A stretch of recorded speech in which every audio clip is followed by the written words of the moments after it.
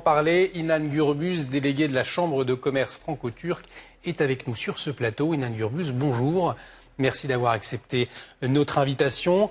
Est-ce que cette tournée de Recep Tayyip Erdogan est bénéfique économiquement pour la Turquie? Quels accords majeurs ont été conclus finalement? Alors, l'histoire entre la Turquie et l'Afrique ne remonte pas à l'actualité de 2020. En fait, il y a eu un déclic courant 2008, à l'époque de la crise financière. La Turquie a eu des difficultés comme tous les autres pays. Et là, à l'époque, le président Erdogan avait pris la décision de prendre son bâton de pèlerin et d'aller nouer des accords à l'étranger, notamment en Afrique, afin de mettre en place des accords de libre-échange. Donc depuis cette période, c'est-à-dire au cours de ces 10-12 dernières années, les accords de coopération politique, culturelle et aussi économique se densifient. Donc ce qui se passe aujourd'hui est en fait la continuité d'un travail de fond de la part de la Turquie. Quel est très concrètement les avantages d'investir au Sénégal, par exemple? Quelle est la stratégie du président turc? Alors, les Turcs ont un fort besoin d'expansion économique. La Turquie aujourd'hui, c'est la 16e puissance mondiale et a une volonté de se développer, notamment sur le continent africain. Par exemple, dans le secteur du BTP, il s'avère que les sociétés turques font partie du top 4 mondial. Donc, les Turcs ont tout intérêt à aller vers des pays qui ont un besoin de construction, notamment le Sénégal, afin, pourquoi pas, de construire les routes, des infrastructures, des bâtiments publics, des aéroports, notamment l'aéroport du Caire. Il y a une quinzaine d'années, ce sont les Turcs qui l'ont construit. Quelle relation y a-t-il entre ces pays africains, justement, et le président turc? Ce sont des bonnes relations? Ce sont des relations solides, selon vous? Alors, la Turquie bénéficie d'un réseau consulaire à travers le monde, l'un des plus développés. Et donc, il y a un lien physique présent dans chacun des pays, surtout en Afrique. Et le président Erdogan ne cesse de densifier ses relations.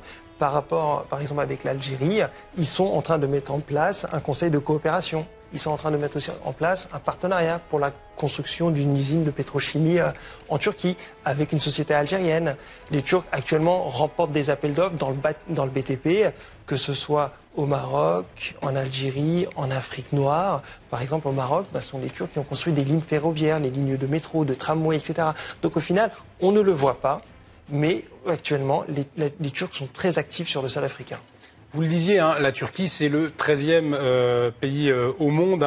L'économie turque, en tout cas, est la 13e au monde. Est-ce que Erdogan cherche finalement à gagner des places, à devenir une force économique majeure pour peser davantage? Alors, selon les statistiques, on est plus vers la 15e, 16e place. Donc ça veut dire quoi? Ça veut dire qu'à chaque fois que le G20 se réunit, la Turquie en fait partie. La Turquie joue dans le concert des nations.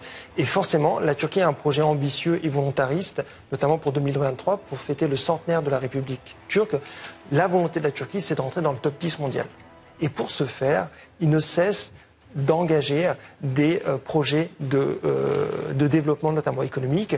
Au cours de ces 4 dernières semaines, tout simplement, la Turquie vient de lancer une marque automobile. Donc la Turquie est devenue constructeur automobile et ils veulent lancer la première voiture 100% fabriquée en Turquie, ce qui est plutôt innovant. En parallèle, ils sont aussi innovés dans le secteur militaire. Ils viennent de construire leur premier sous-marin.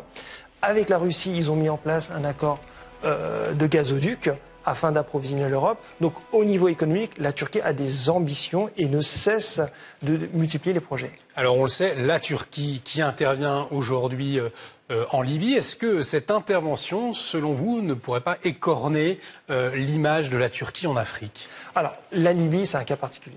Il s'avère qu'en Méditerranée, au sud de la Turquie, des réserves d'hydrocarbures viennent d'être découvertes. Et il y a un consortium qui a été mis en place, notamment entre la France, Chypre, Grèce, Israël. La Turquie a voulu sa part du gâteau, ne serait-ce que dans le projet de forage, mais aussi en termes de revenus. La Turquie a été exclue du jeu.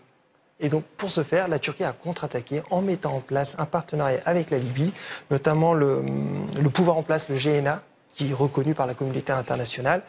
Et à travers cet accord-là, la Turquie a déployé des soldats sur le sol libyen afin de défendre le pouvoir en place. Merci beaucoup Inan Gürbüz d'avoir partagé votre analyse sur notre plateau. Je rappelle que vous êtes délégué de la Chambre de commerce franco-turque.